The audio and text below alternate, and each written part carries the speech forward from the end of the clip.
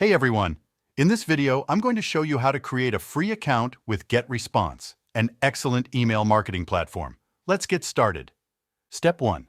Click the link in the description to head to GetResponse website. Step 2. Once the website loads, look for the Sign Up Free button. It's usually located at the top right corner of the home page. Click on it to begin the registration process.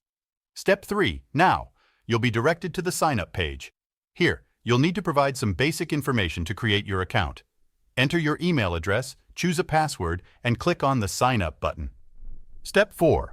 After clicking Sign Up, you may be asked to confirm your email address. Check your email inbox for a confirmation message from GetResponse and click on the confirmation link provided. Step 5.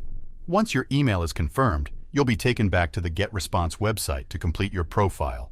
Fill in your name, company name, if applicable, and other relevant details. Congratulations, your free GetResponse account is now created. You'll be directed to your dashboard, where you can start exploring the features and setting up your first email campaign. That's it. You've successfully created a free GetResponse account. Now you can start building your email list, designing beautiful newsletters, and reaching out to your audience. Don't forget to click the link in the description to try GetResponse for free.